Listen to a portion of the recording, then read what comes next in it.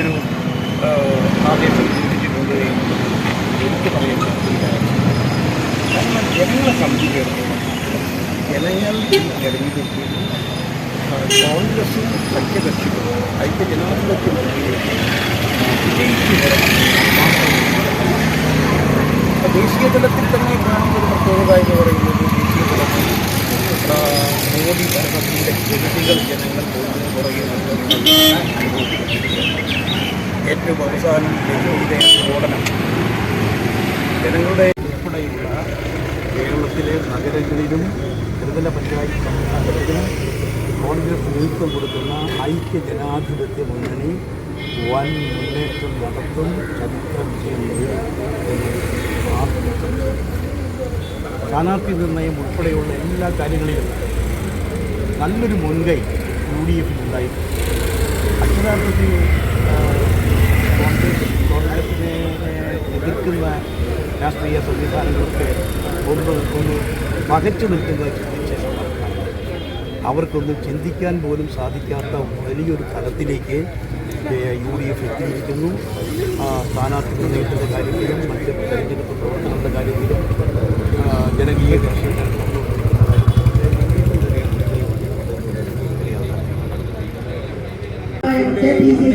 പതറി നിൽക്കുന്നു എന്നുള്ള കാര്യത്തിൽ അതുകൊണ്ട് ഉദ്ഘാടനം ചെയ്യുന്നു. വൻ ഭൂരിപക്ഷത്തോടുകൂടി നല്ല ഭൂരിപക്ഷം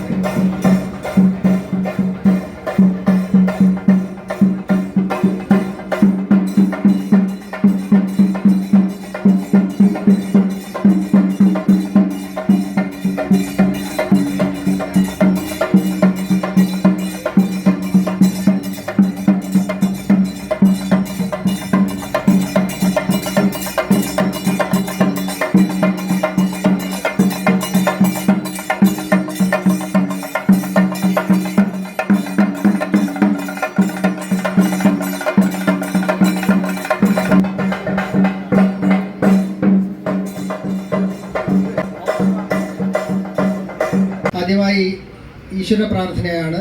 ഒരു നിമിഷം.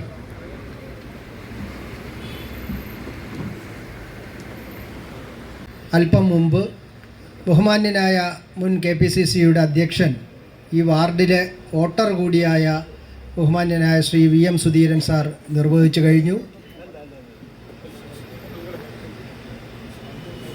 ആ ചടങ്ങ് വളരെ ഗംഭീരമായി എല്ലാ ആളുകളും പങ്കെടുത്ത് വളരെ ഗംഭീരമായി ഓഫീസിൻ്റെ ഉദ്ഘാടനം നടന്നു കഴിഞ്ഞു.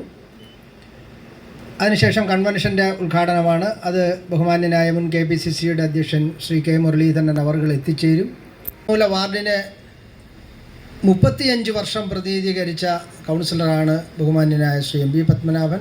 നമ്മുടെ കൂടെ ഇല്ലാത്ത ബഹുമാന്യനായ ശ്രീ MP പത്മനാഭൻ. അതിനുശേഷം സാജു, അതിനുശേഷം MP പത്മനാഭൻ്റെ സഹധർമ്മിണി കുമാരി പത്മനാഭൻ. അങ്ങനെ നമ്മൾ മത്സരരംഗത്തും ഈ നാട്ടിലെ ജനങ്ങളുടെ പ്രശ്നങ്ങൾക്കും അവരുടെ എല്ലാ വിഷയങ്ങൾക്കും നമ്മൾ ഇടപെട്ടുകൊണ്ട് ഈ മണ്ണിൽ, കണ്ണമൂലയുടെ മണ്ണിൽ സജീവമായി രാഷ്ട്രീയ പ്രവർത്തനം നടത്തുന്ന ഒരു മുന്നണി സംവിധാനമാണ് ഐക്യജനാധിപത്യ മുന്നണിയുടേത്. കഴിഞ്ഞതോടുകൂടി വിജയിച്ചു വരും എന്ന കാര്യത്തിൽ യാതൊരു തർക്കവുമില്ല. ശ്രീമാൻ P PG മധു UDF കൺവീനർ അവർ, നമ്മുടെ ഈ കൺവെൻഷൻ ഉദ്ഘാടനം ചെയ്യുവാൻ ഏറ്റിട്ടുള്ള നമ്മുടെ കെ മുരളീധരൻ സാർ അവർ, നമ്മുടെ മുൻ മന്ത്രിയും ശ്രീ എം പി പത്മനാഭൻ്റെ നാടാണ്. അദ്ദേഹത്തിന് ശേഷം UDFൻ്റെ ഒരു മേയർ ഉണ്ടാക്കുവാൻ നമുക്ക് എല്ലാവർക്കും ഒരുമിച്ച് നിൽക്കാം എന്ന് മാത്രം പറഞ്ഞുകൊണ്ട് നിങ്ങളെല്ലാവരും UDF സ്ഥാനാർത്ഥികളെ വിജയിപ്പിക്കണമെന്ന് അഭ്യർത്ഥിച്ചുകൊണ്ട് എൻ്റെ വാക്കുകൾ ഉപസംഹരിക്കുന്നു. ചേർന്നു. ഈ തവണ തിരുവനന്തപുരം കോർപ്പറേഷൻ ഐക്യജനാധിപത്യ മുന്നണി ജയിക്കും. ശബരിനാഥ് നേതൃത്വത്തിൽ വരും എന്ന് എടുത്തു പറയാൻ ആഗ്രഹിക്കുന്നു. കണ്ണമ്മൂലയെ സംബന്ധിച്ചിടത്തോളം നമ്മുടെ സോണിയാണ് സ്ഥാനാർത്ഥി. സോണിയെ ഞാൻ നിങ്ങൾക്കാർക്കും പരിചയപ്പെടുത്തേണ്ട ഒരു കാര്യമല്ല. പഴയ കാലം മുതലേ പൊതുപ്രവർത്തന രംഗത്ത് കണ്ണമ്മൂലയെ സംബന്ധിച്ചിടത്തോളം സജീവ സാന്നിധ്യമാണ്. ഞാൻ മിക്കവാറും നടക്കാൻ പോകുന്നത് ഈ മേഖലയിലാണല്ലോ. നടക്കാൻ പോകും മിക്കവാറും സോണിയെ കണ്ടുമുട്ടാത്ത ദിവസങ്ങൾ കുറവാണ്. അദ്ദേഹത്തിൻ്റെ കൂടെ ആരെങ്കിലും ഉണ്ടാകും, ഏതെങ്കിലും പ്രശ്നവുമായി ബന്ധപ്പെട്ടായിരിക്കും. ജനങ്ങളോടൊപ്പം ജനങ്ങളോട് ഒത്തുനിന്ന് പ്രവർത്തിക്കുന്നൊരു നല്ല അഭിമാനകരമായ പശ്ചാത്തലം പ്രിയപ്പെട്ട സോണിക്കുണ്ട്. അതാണ് യഥാർത്ഥത്തിൽ ഒരു നല്ല പൊതുപ്രവർത്തകൻ്റെ ഒരു താഴെ തലത്തിലുള്ള കോർപ്പറേഷൻ പ്രവർത്തനം അല്ലെങ്കിൽ ജനപ്രതിനിധിയുടെ ഏറ്റവും നല്ല പകിട്ട്, ഏറ്റവും വലിയ മാർക്ക് അതാണ്. അത് പ്രിയപ്പെട്ട സോണിക്കുണ്ട്. അതുകൊണ്ട് കഴിഞ്ഞ 2 തവണ ചെറിയ മാർജിന് നമുക്ക് വന്ന നഷ്ടം അതിന് പരിഹാരം ഉണ്ടാക്കുക എന്ന ലക്ഷ്യത്തോടു കൂടി ഈ തവണ മികച്ച ഭൂരിപക്ഷത്തോടു കൂടി, നല്ല ഭൂരിപക്ഷത്തോടു കൂടി MP പത്മനാഭൻ ചേട്ടനെ പോലുള്ള പ്രഗത്ഭമതികൾ, ചേച്ചി ഇവിടെ ഇരിക്കുന്നു, കുമാരി ചേച്ചി, അവരൊക്കെ നയിച്ച പാതയിലൂടെ, അവരൊക്കെയാണ് മുൻഗാമികൾ, അവരുടെ പാതയിലൂടെ ഐക്യജനാധിപത്യ മുന്നണിയുടെ പ്രതിനിധിയായി പ്രിയപ്പെട്ട സോണി വിജയിച്ച് വിജയക്കൊടി പാറിച്ച് മുന്നോട്ട് പോകട്ടെ. നമ്മുടെ നാടിന് നന്മ ചെയ്യാൻ അദ്ദേഹത്തിന് കഴിവും കെൽപ്പും ഉണ്ടാകട്ടെ എന്ന് ആത്മാർത്ഥമായി പ്രത്യാശിച്ചുകൊണ്ട് ഈ കൂട്ടായ്മ തന്നെ ഒരു നല്ല ലക്ഷണമാണ്. അതുതന്നെ ഏറ്റവും വലിയ ആത്മവിശ്വാസം പകരുന്നു. എല്ലാ നന്മകളും നേരുന്നു, എല്ലാ വിജയങ്ങളും നേരുന്നു. ഐക്യജനാധിപത്യ മുന്നണിയുടെ വിജയത്തിന് വേണ്ടി ഒറ്റക്കെട്ടായി നമുക്ക് ഒരുമിച്ച് കൂട്ടായി പ്രവർത്തിക്കാം. വിജയം നമ്മുടേതാണ്, തീർച്ച. ജയ് ഹിന്ദ്.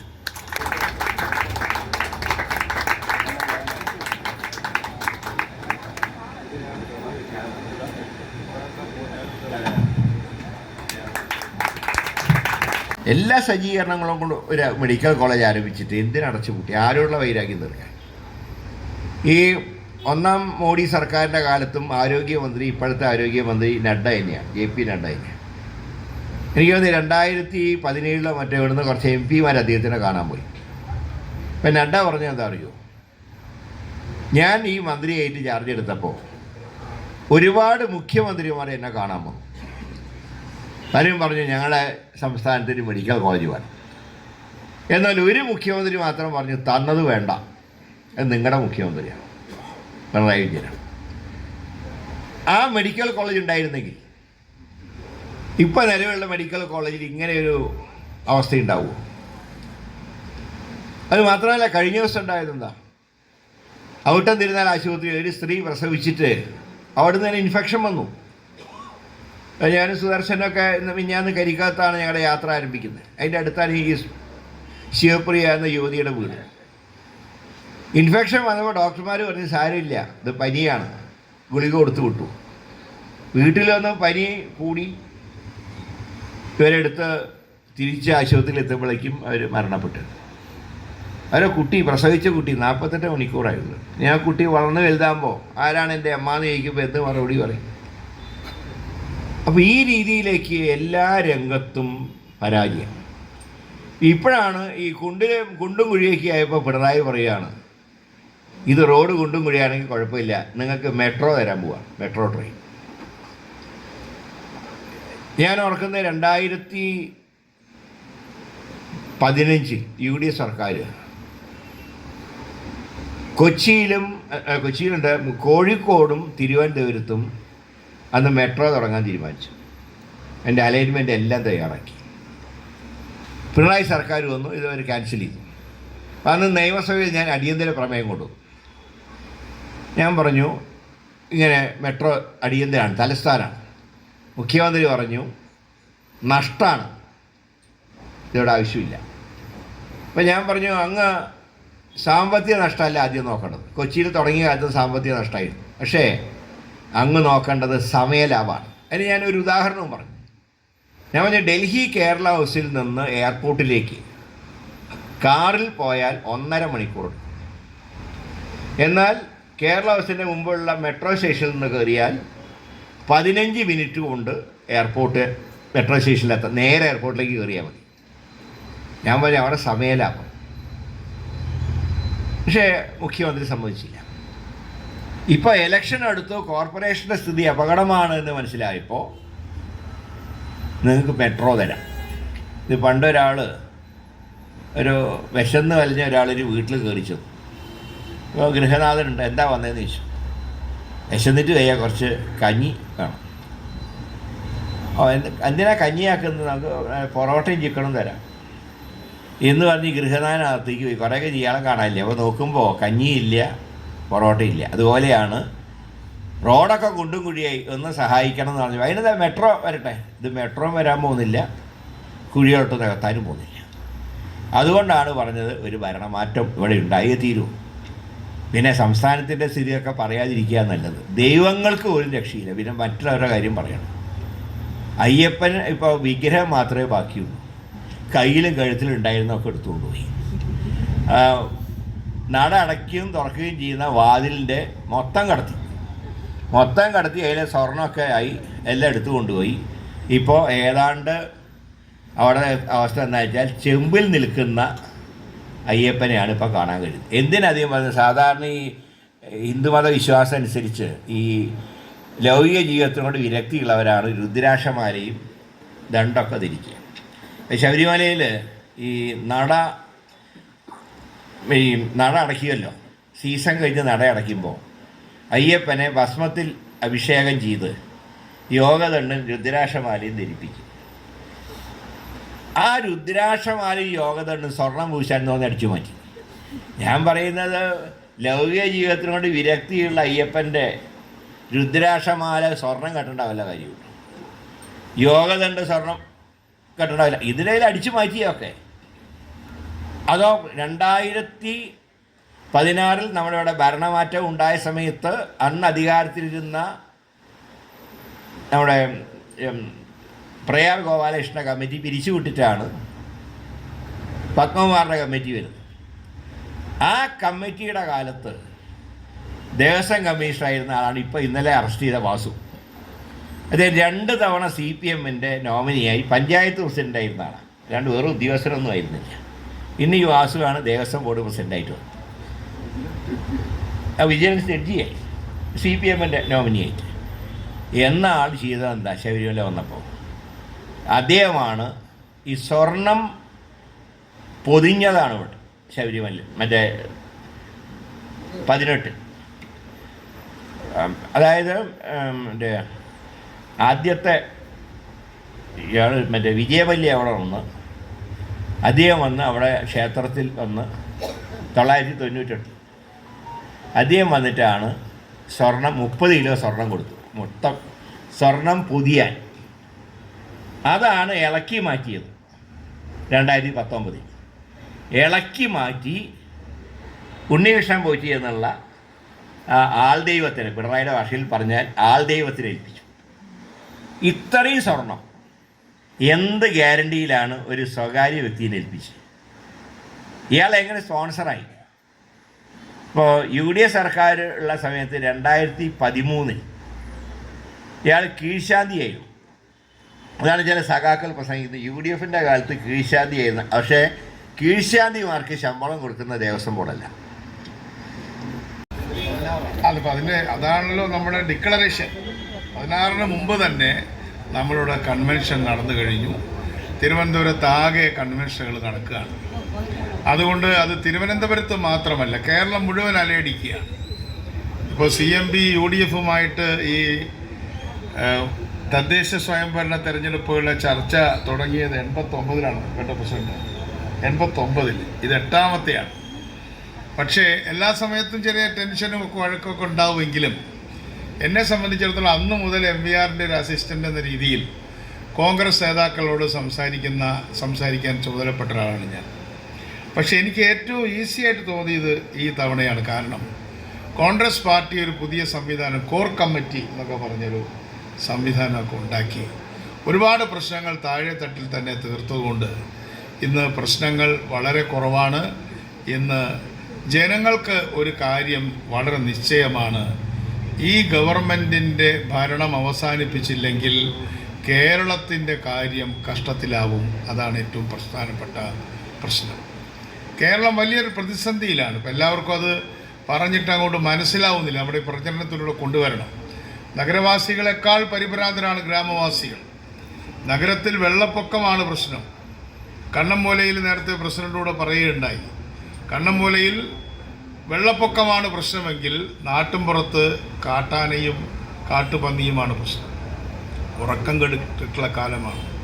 നഗരത്തിൽ ഇപ്പോൾ നമ്മളെ ഗവൺമെൻറ്റിൻ്റെ കാലത്ത് കൊണ്ടുവന്ന വിഴിഞ്ഞം പദ്ധതി, ആ വിഴിഞ്ഞം പദ്ധതി പുരോഗമിക്കുന്നതൊന്നും പിണറായി വിജയൻ്റെ വകയിലല്ല, ഉമ്മൻചാണ്ടി ഇട്ടിട്ടുള്ള ഉണ്ടാക്കിയ കരാറിൻ്റെ ഭാഗമായിട്ടാണ്.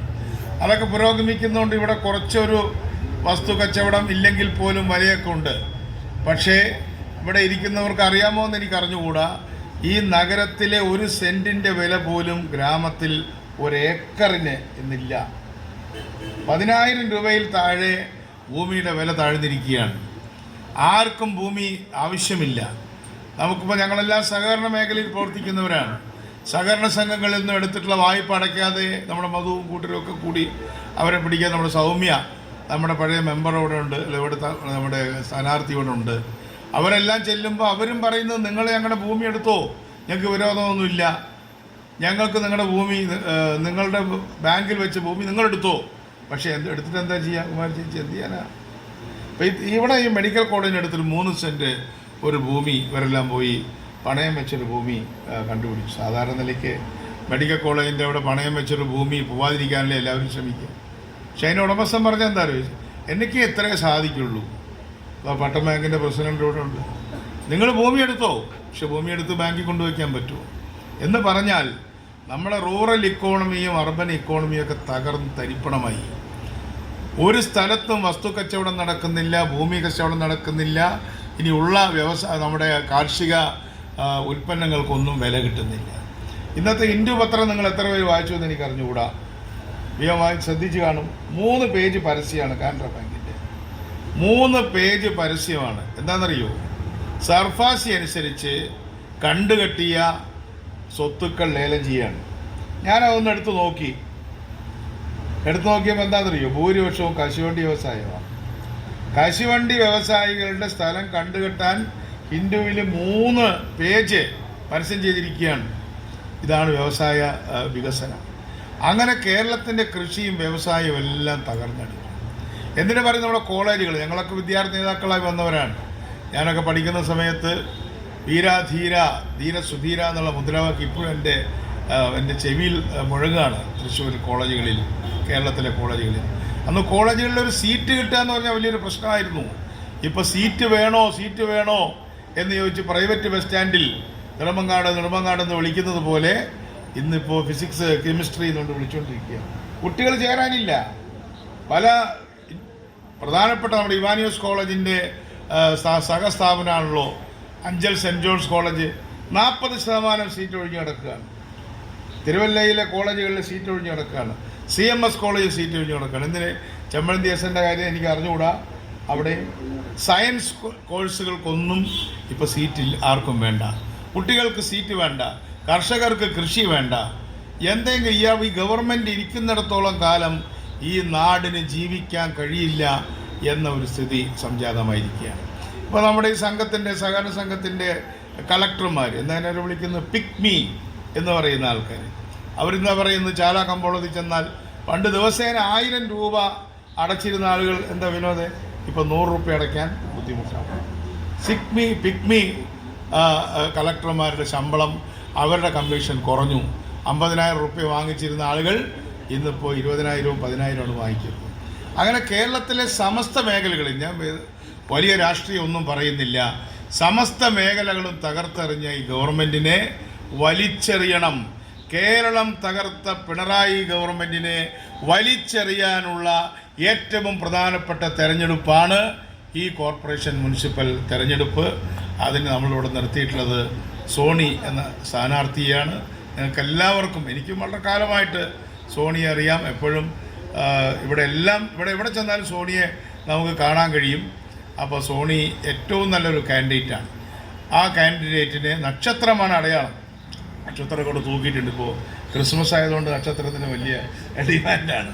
അതുകൊണ്ട് പല ജില്ലകളിലും സ്ഥാനാർത്ഥികൾ എൻ്റെ സഹപ്രവർത്തകരോട് ചോദിക്കുന്നുണ്ട്, നക്ഷത്രം ഒന്നും കിട്ടാൻ എന്താ വേണ്ടത്? പക്ഷെ നമുക്കിപ്പോൾ മുന്നണിയായിരിക്കുമ്പോൾ നക്ഷത്രം കൊടുക്കാൻ പറ്റില്ലല്ലോ. അതുകൊണ്ട് നക്ഷത്രത്തിന് വലിയ ഡിമാൻഡാണ് ഡിസംബർ മാസം ആയതുകൊണ്ട് പ്രത്യേകിച്ച്. എന്തായാലും നിങ്ങളെല്ലാവരും നക്ഷത്ര മലയാളത്തിൽ അദ്ദേഹത്തെ വോട്ട് ചെയ്ത് ജയിപ്പിക്കണം. കോർപ്പറേഷൻ ഭരണത്തെക്കുറിച്ചൊക്കെ പറഞ്ഞു കഴിഞ്ഞ വർഷം മാത്രം ഇപ്പോൾ കേരള ഗവൺമെൻറ് നഗരസഭയ്ക്കും പഞ്ചായത്തിനും കൊടുത്ത പൈസ കൊടുക്കുന്നില്ല എന്നൊരു പരാതി തിരുവനന്തപുരത്തിനില്ല. കാരണം കൊടുത്തതുപോലെ അവർ ചെലവഴിക്കുന്നില്ല. കഴിഞ്ഞ പ്രാവശ്യം 91 കോടി രൂപയാണ് ലാപ്സായത്.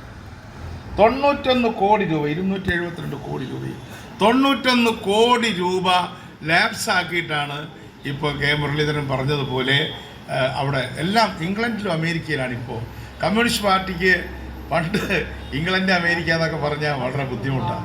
ഞാനിപ്പോഴും ഓർക്കുന്നുണ്ട്, EMS നമ്പൂതിരിപ്പാട് ഒരിക്കലും ബ്രിട്ടീഷ് ലൈബ്രറിയിൽ പോവാറില്ല, അതിൻ്റെ പരിപാടികൾക്ക് പങ്കെടുക്കില്ല. കാരണം ബ്രിട്ടീഷ് എന്ന് പറഞ്ഞാൽ മോശമാണ്. ഇപ്പോഴത്തെ പുതിയ CPMകാർക്ക് ബ്രിട്ടീഷ് എന്ന് പറഞ്ഞാൽ അത് അവരുടെ അംഗീകാരമാണ്, വലിയ അംഗീകാരം എന്നതിന് പേരിൽ വ്യാജ അംഗീകാരങ്ങളുമായി കറങ്ങി നടക്കുന്ന ഒരു ഭരണസമിതിയാണ് ഈ കോർപ്പറേഷനിലുള്ളത്. അതുകൊണ്ട് നമുക്കതിനെല്ലാം മാറ്റം വരുത്തണം. നമ്മുടെ പ്രകടന പത്രിക തയ്യാറാക്കിക്കൊണ്ടിരിക്കുകയാണ്. ഏതാണ്ട് അത് ഡ്രാഫ്റ്റ് ആയിട്ടുണ്ട്. അതിൽ ഞങ്ങൾ കാണുന്ന ഏറ്റവും പ്രധാനപ്പെട്ട ഒരു ചർച്ച വന്നത്, നമ്മൾ അങ്ങോട്ട് പൈസ കൊടുത്താൽ ആ പൈസ തിരിച്ചു പിടിക്കില്ല, തിരിച്ചു പിടിക്കാതെ എല്ലാവർക്കും കൊടുക്കുക. അതുപോലെ തന്നെ വാർഡുകൾക്ക് കൊടുക്കുന്ന പൈസ, വാർഡുകൾക്കൊരു പൈസ കൊടുക്കണം, ആ വാർഡുകൾക്കൊരു വികസന ഫണ്ട് കൊടുക്കണം എന്നെല്ലാമുള്ള വളരെ വ്യക്തമായ മുദ്രാവാക്യങ്ങളുമായി UDF മുന്നോട്ട് വരികയാണ്.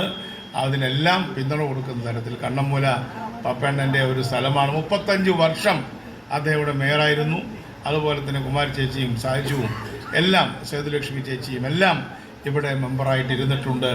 അവരുടെ എല്ലാം പാരമ്പര്യം ജനങ്ങളോട് ചേർന്ന് നിന്ന പാരമ്പര്യമാണ്. അത് സോണിയും അതിൽ നിന്ന് മാറില്ല എന്ന് എനിക്ക് തോന്നുന്നു. ചേർന്ന് നിന്ന പാരമ്പര്യം. 2 നേതാക്കന്മാരെയാണ് CPMൽ ഇത്രയും ജനങ്ങളോട് ചേർന്ന് നിന്നിട്ടുള്ളവർ കണ്ടിട്ടുണ്ട്. 2 അല്ല 3. അതിലൊന്ന് ബിച്ചുവാവയാണ്. ബിച്ചുവാവയുടെ വീട് അടക്കില്ല, രാത്രിയും പകലും അടക്കില്ല. എപ്പോൾ ചെന്നാലും ഞാൻ അവിടുന്ന് 2 മണിക്ക് ചെന്നപ്പോൾ എനിക്ക് ടീച്ചർ പുട്ടും ഒക്കെ ഉണ്ടാക്കി തന്നു. അതുപോലെ തന്നെ ഗൗരിയമ്മയുടെ വീട്ടിലും ആരൊക്കെ വന്നിട്ടുള്ളതൊന്നും വേറെ ആർക്കും ഒന്നും അറിയില്ല. അവിടെ ആൾക്കാരിങ്ങനെ വന്ന് ഓരോരുത്തരോടും ഗൗരിയമ്മ സംസാരിക്കുമായിരുന്നു. അതുപോലൊരു വീട് കമ്മ്യൂണിസ്റ്റ് പാർട്ടിയിൽ ഞാൻ കണ്ടിട്ടുള്ളത് പപ്പണ്ണൻ്റെ വീടാണ്. അദ്ദേഹത്തിൻ്റെ വീട്ടിൽ ഞങ്ങളൊക്കെ പണ്ട് പോകുന്ന സമയത്ത് അവിടെ ആരൊക്കെ അവിടെ ഇരിക്കുന്നുണ്ട്. പക്ഷേ അവിടെ എല്ലാവരും കുമാരി ചേച്ചി ഭക്ഷണം ഉണ്ടായിക്കൊണ്ടിരിക്കുന്നു, ആളുകൾ കഴിച്ചുകൊണ്ടിരിക്കുന്നു, കൂടെ ഞങ്ങളും കഴിക്കുന്നുണ്ട്. അപ്പോൾ വലിയൊരു പട്ടി അവിടെ ഉണ്ടായിരുന്നു. ആ പട്ടിക്ക് എല്ലാവരും ഏതാണ്ട് അറിയാം. ആ പട്ടി എല്ലാവരെയും ഒന്ന് മണത്തൊക്കെ നോക്കും. വലിയൊരു അൽസെഷൻ പട്ടിയാണ്. പട്ടിക്ക് അതിനകത്തൊരു മെമ്പർഷിപ്പ് ഉണ്ടായത്. അങ്ങനെയുള്ള ഒരു ഭവനം, അത്തരം ഭവനങ്ങൾ ഇന്ന് വളരെ വളരെ കുറഞ്ഞ ഫ്ലാറ്റിലാണ് നമ്മളൊക്കെ ജീവിക്കുന്നത്. എന്തായാലും ശരി, അങ്ങനെ തുറന്നിട്ട വാതിലുകളും ഗേറ്റുകളുമുള്ള ഒരു പ്രതിനിധിയാണ് നമുക്കുണ്ടായിരുന്നത്. അതുപോലെ തന്നെ സോണി അവിടെ മെമ്പറാണ്, കുമാരി ചേച്ചിയുടെ ഒരു അസിസ്റ്റൻ്റാണ് സോണി എന്നാണ് എല്ലാവരും പറയുന്നത്. അതുകൊണ്ട് ആ പാരമ്പര്യം സോണി ഉയർത്തിപ്പിടിക്കണം. സോണിക്ക് നല്ല ഭൂരിപക്ഷം കിട്ടും. അദ്ദേഹത്തിൻ്റെ കൂടെയുള്ള ബന്ധങ്ങൾ, നമുക്കൊന്നും അറിയാത്ത ബന്ധം ഓരോ വീട്ടിലും സോണിക്കുണ്ട്, അല്ലേ? ഓരോ വീട്ടിലും അദ്ദേഹത്തിന് നല്ല ബന്ധമുണ്ട്. അദ്ദേഹത്തെ ഈ നക്ഷത്ര മലയാളത്തിൽ വോട്ട് ചെയ്യിപ്പിക്കണം എന്ന് പറഞ്ഞുകൊണ്ട് ഞാൻ നിർത്തുന്നു. നന്ദി, നമസ്കാരം. CPM ഉൾപ്പെടെയുള്ള നേതാക്കളെ പ്രിയമുള്ളവർ, ദീർഘമായ ഒരു പ്രസംഗത്തിലേക്ക് ഞാൻ കടക്കുന്നില്ല. സോണിയെ പരിചയപ്പെടുത്തേണ്ട ആവശ്യമില്ല. സോണിയുടെ ഒരു വാക്ക് കേൾക്കാൻ വേണ്ടിയാണ് ഈ രാത്രിയായിട്ടും ആളുകൾ പിരിയാതെ ഇരിക്കുന്നത്. ഞാൻ ദീർഘമായി സംസാരിക്കുന്നില്ല. ഞാൻ 2 ദിവസം മുമ്പ് സോണിയുടെ വീട്ടിൽ ചെന്നു. സോണിയുടെ അമ്മയെ കണ്ടപ്പോൾ ഞാൻ പറഞ്ഞു, അടുത്ത മാസം ഇത് കൗൺസിലറുടെ വീടാകാൻ പോവുകയാണ് എന്നാണ് ഞാൻ പറഞ്ഞത്. ഒരു സംശയവും ഇവിടെ ഇരിക്കുന്ന ആളുകൾക്ക് വേണ്ട. അടുത്ത മാസം കണ്ണമ്മൂല വാർഡിനെ പ്രതിനിധീകരിക്കുന്ന തിരുവനന്തപുരം നഗരസഭയിൽ ഐക്യ ജനാധിപത്യ മുന്നണിയുടെ നേതൃത്വത്തിലുള്ള കോർപ്പറേഷൻ, നേരത്തെ ഇവിടുന്ന് പ്രസംഗിച്ച് എണീറ്റ് പോയ ശബരിനാഥിന്റെ നേതൃത്വത്തിലുള്ള കോർപ്പറേഷൻ തിരുവനന്തപുരം നഗരസഭയിൽ അധികാരമേൽക്കുമ്പോൾ കൈ ഉയർത്താനായി ആദ്യമുണ്ടായിരിക്കുന്നത് സോണി സി.പി. ആയിരിക്കും എന്നുള്ള കാര്യത്തിൽ ആർക്കും സംശയം വേണ്ട. സോണി ഈ നേരത്തെ അമ്മ പറഞ്ഞ കണക്ക് അമ്മയ്ക്ക് വിഷമവും സങ്കടമൊക്കെ വന്നു. സോണി നിങ്ങളിൽ ഒരാളാണ്. ഞാൻ കൊച്ചിലേക്ക് കണ്ണമ്മൂല വഴി പാസ് ചെയ്ത് പോകുമ്പോൾ അവിടെ ആ യൂണിയൻകാരുടെ ഇടയിൽ സോണി ഇരിക്കുന്നതാണ്. എല്ലാ യൂണിയനും ഉണ്ട്, അന്ന് INTC തിയേറ്റർ എല്ലാവരും അവരുടെ ഇടയിൽ ഇരിക്കുന്നതാണ്. കുറച്ചു നാൾ കഴിയുമ്പോൾ അത് പുത്തമ്പാലത്തിനകത്ത് വരും, അത് നമ്മളെ വീട്ടിൽ വരും. അങ്ങനെ ഈ കണ്ണമ്മൂലയിൽ സർവ്വവ്യാപിയായാണ് സോണി നിൽക്കുന്നത്. എല്ലാവർക്കും സോണി വലിയ ഇഷ്ടമാണ്. തടിയനെന്നാണ് പറയുന്നത്. ഞാൻ സോണി എന്ന് പലരിടത്തും പറയുമ്പോൾ അവർ ചോദിക്കും ഏത് സോണി? നമ്മളെ ആ സ്വപ്പ് തടിയുള്ള ആ തടിയ സോണിയല്ലേ? ഇപ്പൊ തടി ഒരുപാട് കുറച്ച് 30 കിലോ കുറച്ചെന്നാണ് പറയുന്നത്. പക്ഷെ ഇലക്ഷന് സ്വപ്പ് തടിയൊക്കെ നല്ലതാണെന്നാണ് എനിക്ക് തോന്നുന്നത്. എന്തായാലും ഒറ്റ കാര്യം നമുക്കിന്ന് ഇവിടുന്ന് തീരുമാനിച്ചു പോകണം. ഇവിടെ ഇരിക്കുന്ന ആളുകൾ, മുഴുവൻ ആളുകളും നേരത്തെ പറഞ്ഞതുപോലെ ജാതി നോക്കാതെ, രാഷ്ട്രീയം നോക്കാതെ, വലിപ്പച്ചെറുപ്പം നോക്കാതെ, അവിടെ ഒരു വിഭജനവും നടത്താതെ ഈ കണ്ണമ്മൂലയിലുള്ള മുഴുവൻ ജനങ്ങളെയും തന്റെ നെഞ്ചോട് ചേർത്ത് തന്റെ കണ്ണിലെ കൃഷ്ണമണി പോലെ കാത്തു സൂക്ഷിക്കുവാൻ സോണിക്ക് സാധിക്കും. അതിനുവേണ്ടി സോണിയെ നക്ഷത്രമടയാളത്തിൽ വോട്ടുകൾ രേഖപ്പെടുത്തി വിജയിപ്പിക്കാൻ ആവശ്യമായ പ്രവർത്തനം നിങ്ങളുടെ എല്ലാവരുടെയും ഭാഗത്തു നിന്നുണ്ടാകണം എന്ന് മാത്രം ഒരിക്കൽ കൂടി അഭ്യർത്ഥിച്ചുകൊണ്ട് ഞാൻ നിർത്തുന്നു. നിങ്ങൾക്ക് എന്റെ നന്ദി, നമസ്കാരം. പ്രിയങ്കരനായ നമ്മുടെ സ്ഥാനാർത്ഥി ശ്രീ സോണി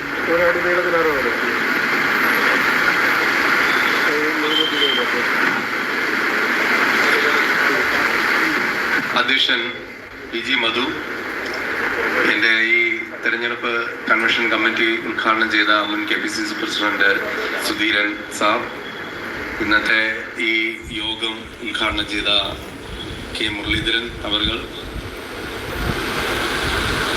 CMPയുടെ സംസ്ഥാന ജനറൽ സെക്രട്ടറി CP ജോൺ, ഞങ്ങളുടെ ഈ പ്രാവശ്യത്തെ ഐക്യജനാധിപത്യ മുന്നണി കോർപ്പറേഷനിൽ വളരെ മുന്നോട്ട് നിർത്തിയിരിക്കുന്ന ശബരിനാഥ് മുൻ MLA, MP സാജു തുടങ്ങി വേദിയിലുള്ള എല്ലാവരെയും ഞാൻ ആദ്യം നമസ്കാരം പറയുകയാണ്. ഇന്ന് വന്നവരെ ആദ്യമായാണ് ഞാൻ ഈ മത്സര രംഗത്തേക്ക് കടന്നു വരുന്നത്. അതിൻ്റെ എല്ലാ കുറവുകളും എനിക്കുണ്ട്. ഇന്നലകളിൽ ഞാൻ എങ്ങനെയായിരുന്നു, ഇന്നും നാളെയും അങ്ങനെ തന്നെ ആയിരിക്കും എന്ന് മാത്രമാണ് ഞാൻ നിങ്ങളോട് പറയുന്നത്. എന്നെ വിജയിപ്പിച്ചാൽ നിങ്ങളുടെ കൂടെ തന്നെ ഞാൻ കാണുമെന്ന് മാത്രം ഞാൻ ഉറപ്പ് തരുന്നു. നക്ഷത്രമടയാളത്തിൽ ഈ വരുന്ന ഡിസംബർ 9 നിങ്ങളുടെ വിലയേറിയ സംവിധാനങ്ങൾ എനിക്ക് തന്ന് എന്നെ വിജയിപ്പിക്കണമെന്ന് മാത്രം ഞാൻ അഭ്യർത്ഥിക്കുന്നു. ഇവിടെ വന്നവരും നിങ്ങളുടെ ബന്ധുക്കൾ, കൂട്ടുകാർ, അയൽവാസികൾ എല്ലാവരെയും കൊണ്ട് ഈ ഡിസംബർ 9 വോട്ട് ചെയ്യിപ്പിച്ച് എന്നെ വിജയിക്കണമെന്ന് മാത്രം ഞാൻ അഭ്യർത്ഥിക്കുന്നു, അപേക്ഷിക്കുന്നു. നിങ്ങൾക്ക് എല്ലാവർക്കും എൻ്റെ നമസ്കാരം ചെയ്യുന്നു.